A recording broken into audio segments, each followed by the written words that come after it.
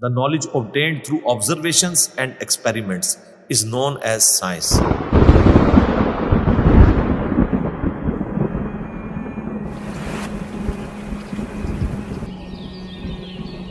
تو قرآن بھی تو یہ کہہ رہا ہے افلا ينظرون الى الابل كيف خلقت. کیا تم نے آبزرو نہیں کیا ہم نے اونٹ کو کیسا بنایا، پہاڑوں کو کیسی اٹھان دی، آسمان کو کیسا بنایا، زمین کو کیسا بچھونا بنایا. 1000 آیات قرآن کی، آلموسٹ 6500 آیات میں سے وہ فزیکل فینومینا آف نیچر سے ریلیٹڈ ہے. سائنس کا علم ہے ہی ہے.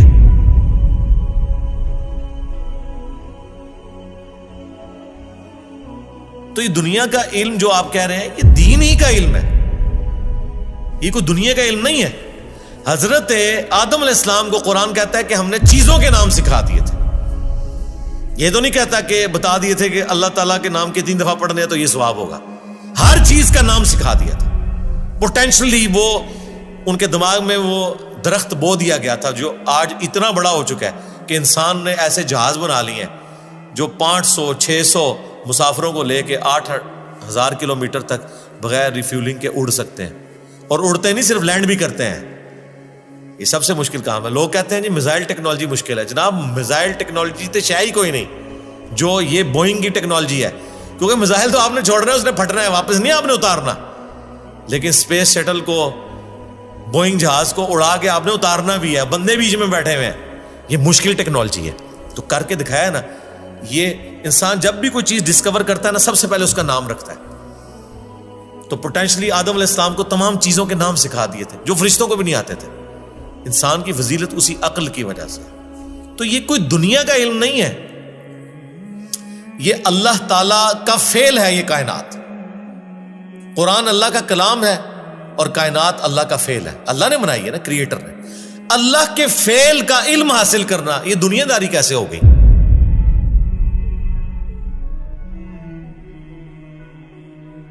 یہ دنیا داری اس صورت میں ہوگی جب اس کے بعد آپ خدا کو نہ پہچانے.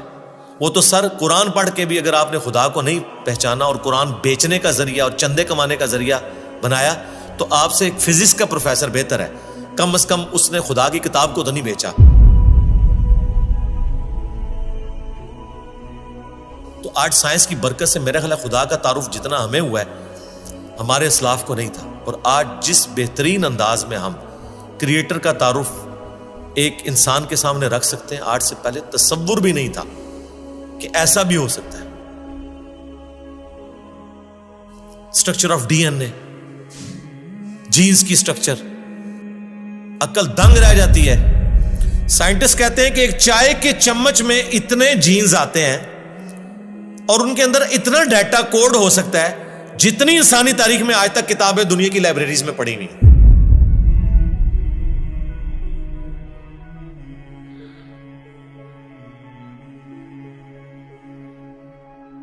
یہ کس نے رکھا ہے؟ ایک بیج کے اندر اتنا ڈیٹا رکھ دیا کہ 6 ارب گنا بڑا درخت بنتا ہے اور سال ہر سال پھل دیتا رہتا ہے. سب کچھ اس بیج میں سے نکلا ہوا ہے. دنیا کی کوئی ہارڈ ڈسک اس کو سٹور نہیں کر سکتی. آج سے پہلے یہ تفصیلات ہمیں نہیں پتا تھی نا. ایک اجمالاً پتا تھا کہ انڈے میں سے چوزا نکل آتا ہے. سرکار یہ وہ ڈیٹیلز جو اب سائنس ہمیں بتا رہی ہے، آج سے پہلے کسی کو، یعنی ایمبریولوجی کی فیلڈ اور الیکٹرانک مائکروسکوپ جو 1980 میں آ کے آلموسٹ فائنل ہوئی ہے، اس سے پہلے کسی کو پتا تھا کہ ماں کے پیٹ میں بچے کی ڈیولپمنٹ کیسے ہوتی ہے؟ کیا صحابہ کرام نے یہ دیکھا ہوا تھا؟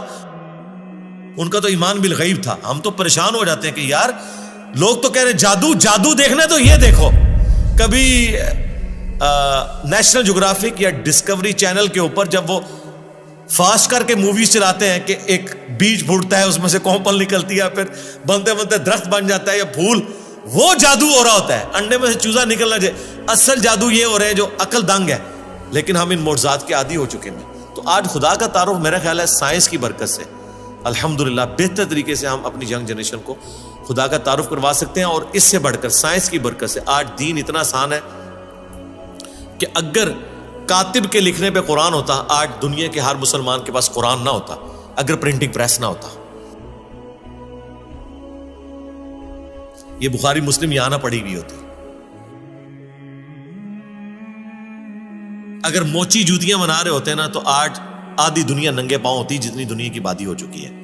تو سائنس نے ہمیں دین پہ چلنا بھی آسان کیا ہے. آج مساجد کے اندر جتنی فیسلٹیز آپ کو نظر آ رہی ہیں یہ اجمیر شریف والوں نے دی ہیں آپ کو, یہ بغداد شریف والوں نے دی ہیں, یہ رائے ونڈ شریف والوں نے دی ہیں آپ کو, ملتان شریف والوں نے دی ہیں.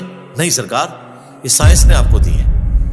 تو ہمیں تو سائنس کو گلے سے لگانا چاہیے تھا کہ اس نے ریلیجن پہ چلنا سا. آپ 1 روپیہ بھی خرچ نہیں کریں گے اور دنیا کے سارے بر اعظموں میں آپ کی ویڈیو پہنچ جائے گی. اگر آپ کو کوئی ٹی وی چینل انٹرنیشنل خریدنا پڑ جائے, آپ کی نسلیں بھی پیسہ جوڑیں تو نہیں خرید سکتی. یوٹیوب نے آپ کو فری دے دیا, الٹا آپ کو مونیٹائزیشن کے وہ پیسے بھی دیتا ہے اپلوڈ کرنے کے. سرکار یہ سائنس کی برکت سے سب کچھ ہوا ہے. تو احسان فراموش نہ بنے, سائنس نے آپ کو بہت کچھ دیا.